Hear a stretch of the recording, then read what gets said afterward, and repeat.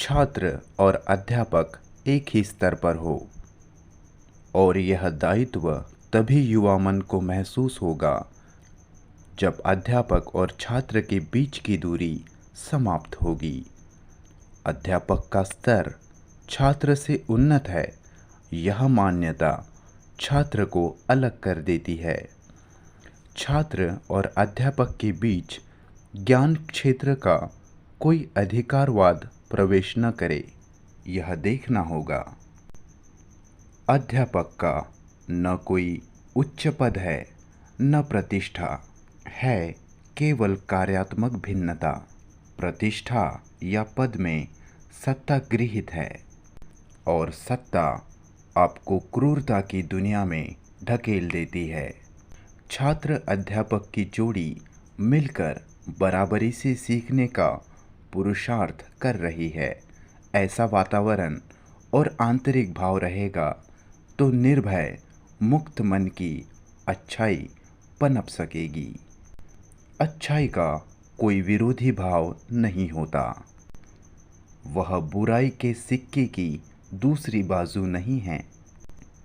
बुराई के साथ किए संघर्ष में से अच्छाई नहीं अंकुरित होती। न गिना नपा आचरण अच्छा आचरण है। अच्छा आचरण स्व की, मैं की अनुपस्थिति का सत्व है, और यह अच्छाई कर्म में अवश्य व्यक्त होती है। इन स्कूलों में अध्यापक और छात्र दोनों की अच्छाई पुष्पित होनी चाहिए। इसके लिए आवश्यक है आचरण, कर्म, संबंध, इन सभी में उत्कृष्टता। शिक्षा का हेतु मैं से मुक्ति। कृष्णा जी कहते हैं, मुख्य सवाल है मन की गुणवत्ता का। यह गुणवत्ता या उत्कृष्टता भूतकाल के पंजे से, मैं के पिंजड़े से मन मुक्त होता है तभी आती है। हमारी शिक्षा का यही रुख होना चाहिए। शिक्षा में बौद्धिक विकास पर ध्यान दिया जाता है, परंतु अंतर्दृष्टि संपन्न प्रज्ञा का चक्षु खुलने का मार्ग प्रशस्त करना, यह शिक्षा का मुख्य उद्देश्य होना चाहिए। यह कैसे होगा? कृष्णा जी समझाते हैं, प्राणी जीवन से ही मनुष्य को भय, मत्सर, सीमित सुरक्षा का लालच, ये विकार मिले हैं। यदि मानव मस्तिष्क की, मन के अचेतन अवचेतन की अंधगलियों में छिपे संकीर्णता के टुकड़ों के सीमित वैयक्तिक विश्व से मुक्तता होती है, तो ही समग्रता का, व्यापकता का आयाम प्रकट होता है। और यह मुक्तता आती है तटस्थ निरीक्षण की कला से। निरपेक्ष, हेतु रहित, चुनाव रहित क्षुद्रता विलीन होती है। मन और मस्तिष्क भूतकालीन बोझ को फेंक कर हल्के होते हैं, तब समस्या नहीं रहती, और मन की अच्छाई उस समस्या रहित शांत व्यक्ति में खिलती है। कठिनाई तो जीवन में रहेंगी ही, परंतु वो समस्या नहीं बनेगी। पत्थरों के बीच कलियां खिलती है, वैसी ही अच्छाई कठिन परिस्थिति में खिल सकती है। अवभान, अनंत की गति। कृष्णा जी ने पुपुल जी से कहा था, सभी इंद्रियों से अवलोकन करो, पूर्ण जागृत, पूर्ण मुक्त होकर करो। इस अवभान में परिपूर्ण समरसता है।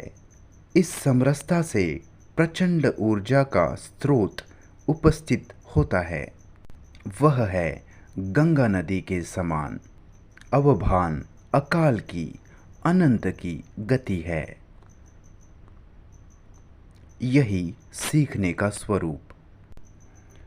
सरल शुद्ध अवलोकन में से जागृत हुआ अवभान या होश ही समग्र अवधान का आयाम खोल देता है और तब मन मस्तिष्क व्यापक अवकाश में परिणत हो जाते हैं।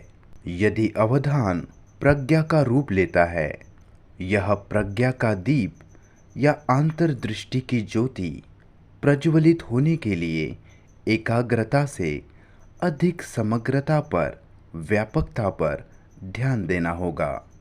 सारे विषय इस व्यापकता के संदर्भ में सिखाए जाने चाहिए। सीखने का कर्म जीने का कर्म है। सीखना मन की दृष्टि है। क्या सीखा गया, इससे यह दृष्टि अधिक महत्व की है। इस व्यापक दृष्टि के कारण ही सीखना एक ऐसी अवस्था बन जाती है जिसमें अध्यापक और छात्र इनके परस्पर के संबंधों में पूर्णतः बदलाव आ जाता है, जिसमें ऊंच नीचता प्रामाण्य सभी लीन होते हैं। ऐसे सीखने के व्यापक संपूर्ण कर्म में अध्यापक की क्या भूमिका होती है? कृष्णा जी ने स्वयं का उदाहरण देते हुए कहा, यह केवल एक दर्पण है। इसमें श्रोता स्वयं को अविकृत निरुपाधिक दृष्टि से देखता है। अध्यापक ऐसा दर्पण बनकर छात्र बालकों के बीच रहेगा तो बिना निरीक्षक के निरीक्षण क्या होता है यह छात्र भी समझ जाएंगे। ऐसा निरीक्षक शून्य देखना ही सीखना है। इस सीखने में जीवन की सारी गति समाई है। इसमें विखंडन नहीं है और इसलिए यह जीवन महान समरसता है और समरसता ही धार्मिकता है, प्रेम है। पैशन के बिना प्रेम नहीं। यह प्रेम बिना पैशन के निरपेक्ष आवेग के संभव नहीं है। आवेग में कालक्षेप नहीं रहता और यह कामुकता, लालच, आस्था और उत्साह से अत्यंत भिन्न है। आवेग स्व से मुक्त है, स्वयं की अपनी ज्योति है। वह अबाधित ऊर्जा का सार है। यह आवेग जो अपने से बाहर की किसी भी वस्तु से प्रेरित, उत्तेजित नहीं होता। कृष्णा जी पूछते हैं, क्या अध्यापकों में यह पैशन है? अध्यापन सबसे महान व्यवसाय। ऐसी पैशन में निरीक्षण की जो स्पष्टता है वह मैं की अनुपस्थिति का निदर्शक है। यही प्रज्ञा है, सर्वोत्तम अखंडित प्रज्ञा जो करुणा स्वरूप है। तब अच्छाई की पंखुड़ियाँ संपूर्ण ऊर्जा आवेग के प्रभाव के साथ खुलती है, खिलती है। ऐसा अध्यापक केवल छात्रों के लिए नहीं, सारी मानव जाति के लिए जिम्मेदार होगा। यह जिम्मेदारी का भाव, अच्छाई का अंतर्बाह्य वातावरण, सीखने की सहज विकसित होने वाली कला, इन सब को प्रत्यक्ष जीकर प्रकट करने वाले हम अध्यापक होंगे तो ये स्कूलों में नवसंजीवक चेतना के मूर्त रूप बनेंगे। इसलिए अध्यापन सबसे महान कार्य है। वास्तव में जीवन जीने की कला यहाँ प्रकट होगी यदि हमारे चित्त व्यापक असीम होंगे। ऐसे चित्त की एकत्रित ऊर्जा शांत, मौन होती है और तब विभाजन की, द्वैत की दुनिया से परे उस सर्वव्याप्त अन्य की आहट इस मौन मन के द्वार पर दस्तक देती है। इससे शाश्वत, अमित जीवन सत्य साक्षात होता है। यही सौंदर्य है, प्रेम है, करुणा है। इस परम अन्य या दूसरे का स्पर्श शिक्षा के आहते में युवा छात्र कर सके, ऐसा पुरुषार्थ यहाँ हो। शिक्षा में प्रकृति दर्शन का स्थान। ऐसा वातावरण बनाने में किताबों से अधिक प्रकृति दर्शन का, सृष्टि के निष्पाप समग्र अवलोकन का महत्व है। नीला नभ, ऊंचे पर्वत, दौड़ते जल स्रोत, डोलते वृक्ष, तरह तरह के प्राणियों का आश्रय देने वाली, फसलों की बहार उपजाने वाली, फल फूलों का वैभव बिखरने वाली यह धरती, ये प्रकृति के स्वयं अनुशासन के प्रहरी मनुष्य को कितना कुछ सिखाते हैं। आज मनुष्य ने भोग और युद्ध के लिए इस सुंदर सृष्टि को नोच डाला है, लूट लिया है। इसका कृष्णा जी को कितना दुख था। उनके लेखन में, उद्गारों में इस याचना रहित सब कुछ लुटा देने वाले प्रकृति के सरल मनोरम आविष्कारों का गान सदा होता आया है।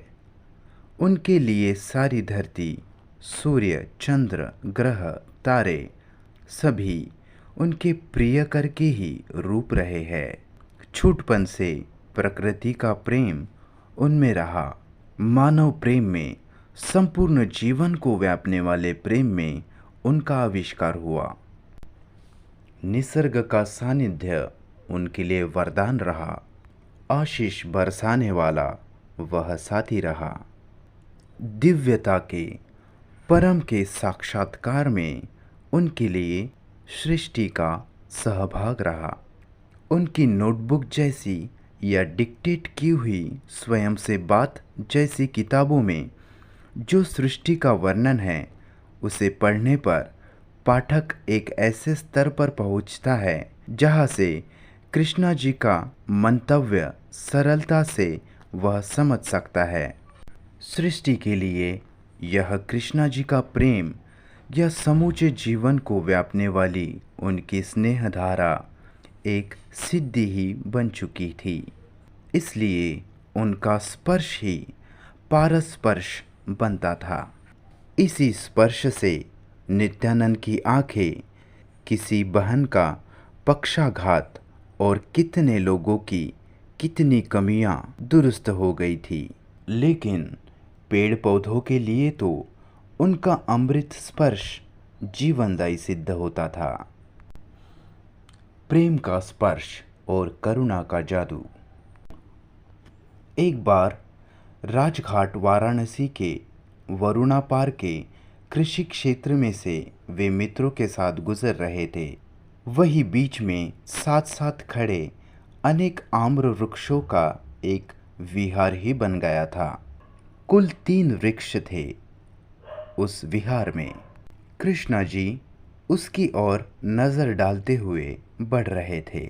इतने में कृषि क्षेत्र में काम करने वाले डॉक्टर उपासनी जी ने कहा, अब ये वृक्ष किसी काम के नहीं है। इसमें ना बौर आता है ना फल। क्या करना है इन्हें रखकर? इस वर्ष इन्हें काट डालेंगे। बात सुनकर कृष्णा जी की आंखें भर आई। उन छायादार घने वृक्षों को देखकर वे कह उठे, नहीं नहीं, अभी इनका समय नहीं आया है और अनेक वर्षों तक ये फलते फूलते रहेंगे। फिर उन वृक्षों के पास जाकर उन्होंने कहा, देखो मेरे प्यारे वृक्षों, इस वर्ष के मौसम में तुम सब पर बौर आना होगा, तुम पर खूब फल आने होंगे, वरना ये लोग तुम्हें काट डालेंगे। इन शब्दों को सुनकर वे वृक्ष अपनी जड़ों से लेकर आकाश स्पर्शी टहनियों तक सिहर उठे होंगे। उस सिहरने के साथ वे पूरे बदल गए होंगे, नवजीवन पा गए होंगे, क्योंकि तब से अभी तक अनेक वर्ष वे खूब फूलते फलते रहे हैं। डॉक्टर उपासनी जी वर्षों पहले की इस अद्भुत घटना के साक्षी रहे हैं। प्रेम की नज़र, करुणा का स्पर्श ऐसा जादू कर देते हैं। यह कोई चमत्कार नहीं है, यह है जीवन का एक मूलभूत अनुभूत सत्य। कृष्णा जी कहते हैं कि इसमें व्यक्ति का अपना कुछ नहीं है, यह वैश्विक ऊर्जा का, करुणा का खेल है जो रिक्त, अनासक्त मानव मन में भर जाती है और उससे काम करा लेती है और अपने मन को भूत की आसक्ति और भावी की आशा इनके पाश से जो मुक्त कर पाएगा वही वैश्विकता को प्रवेश करने के लिए अवसर देगा। हर एक को यह स्वयं ही करना होता है। अमृत स्पर्श से शरीर के रोग ठीक होते हैं, परंतु आंतर चेतना का परिवर्तन मनुष्य स्वयं करे, यही उसका गौरव है। कृष्णा जी पूर्व काल का एक उदाहरण देते हैं। यूरोप के किसी देश में वे एक गली से गुजर रहे थे। अचानक एक कुष्ठ रोगी को उनका स्पर्श हुआ और वह तंदुरुस्त हो गया। कुछ दिनों के बाद अखबार में खबर छपी कि कोई दुष्कृत्य करने से उस आदमी को जेल भेजा गया। कृष्णा जी ने कहा, मन चंगा नहीं होगा तो शरीर निरोग होकर भी क्या परम शांति और सच्चा सुख पा सकेगा? अपने मैं का, खुदी का परिचय पाकर उसको विलीन करने पर ही मन में सभी संबंधों में फैले रोग दूर हो पाते हैं।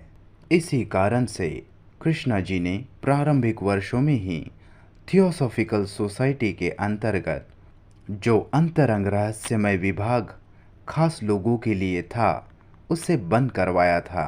उन्हें स्पष्ट दिख रहा था कि गूढ़ शक्तियों के सिद्धियों के पीछे पड़कर मुक्ति की उत्कटता छूट जाती है और इन सिद्धियों का उपयोग मन को अवनत करने में ही अधिक होता है।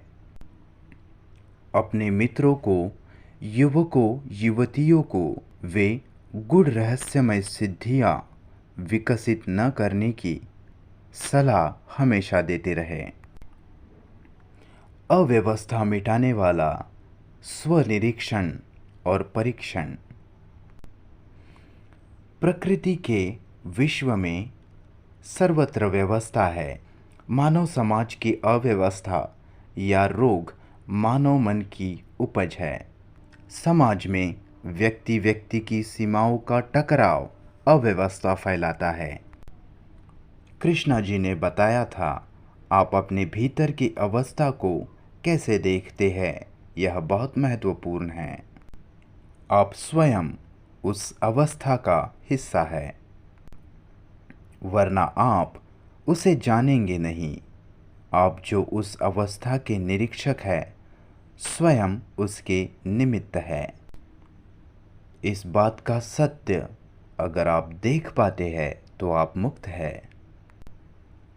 कृष्णा जी ने कहा, यह निर्मल सरल अवलोकन की अवधान की ज्वाला यदि अव्यवस्था को भस्म करती हुई स्कूल के अहाते में सीखने की जीवन रीति बन जाती है तो यहाँ से यह प्रक्रिया विश्व भर में फैल सकती है। यह कृष्णा जी की मान्यता थी और इस आहते की स्वतंत्रता में संदेह का, परिपृष्ठा का महत्व का स्थान है। यह स्पष्ट करते हुए कृष्णा जी अपने पत्र में कहते हैं, ये पत्र कोई प्रचार नहीं है, इनके द्वारा आप पर ज़बरदस्ती करने का हेतु नहीं है।